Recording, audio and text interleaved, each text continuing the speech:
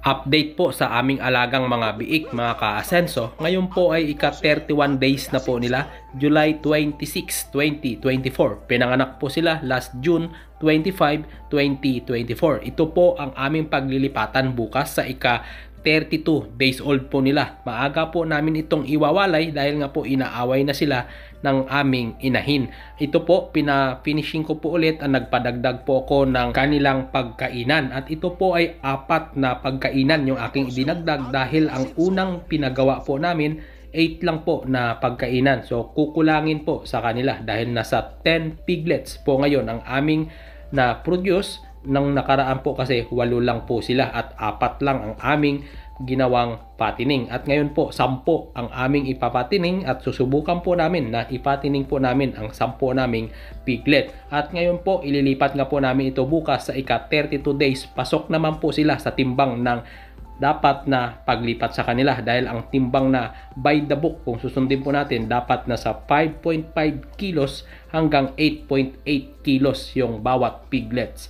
Pero ito po ay nasa 10 kilos na po approximately yung iba rito at yung iba naman siguro ay nasa 8.8 pasok na rin po sila. Pero bukas susubukan o sisikapin namin na makapagtimbang ng pinakamalaki dyan at ng pinakamaliit para maipakita ko rin po sa inyo na totoo po ang aking sinasabi. At ito po pala ay napurga na po namin gamit ang Pepe dewormer. Ayan po yung kulay red na yan. Ayan po ang Pepe dewormer. Ang ginawa po namin dahil 10 po ito, nagbigay lang po kami ng 8 sachet dahil nga po yung dalawa dyan ay maliit. Dapat po 1 sachet sa isang piglet. Pero dahil nga po maliit yung dalawa, binigyan na lang po namin ng 8 sachet ng Pepe dewormer.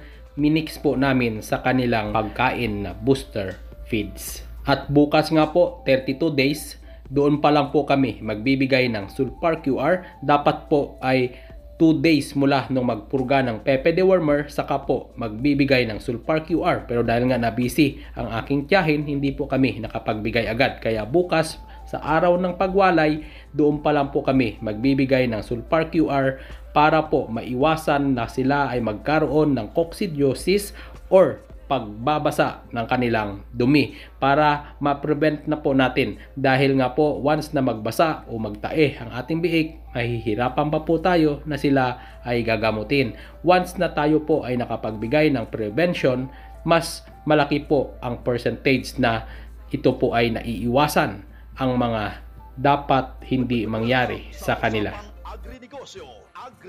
At ang pagbibigay ng Sulfar QR sa ating mga alagang biik, dapat po 5 days straight ang pagbibigay natin sa kanila. At mula sa ika-6 na araw mula nung sila ay ipinanganak, nagpainom po kami ng Vitamin Pro Water Soluble Powder. Araw-araw po yan hanggang ngayon, hanggang sa araw ng pagwalay. Pero pagdating po nila sa ika-36 days, para hindi naman po mabigat sa aming bulsa, magpapainom lang po kami 5 times a week muna kami magpapainom ng Vitamin Pro Water Soluble Powder. At pag sila po ay nasa malaki na, yung nasa fattening stage na, 3 times a week na lang po. Pero kung kayo po ay maalwan naman ang inyong puhunan, pwede po ninyo bigyan araw-araw hanggang 15 days before bago po natin sila i-dispose para makapag-discharge naman po ang ating mga alagang baboy bago po ito mapunta sa mga consumer. Makikita po ninyo sa video po na ito na ang bibilog ng aming mga biik sa edad nila na 31 days old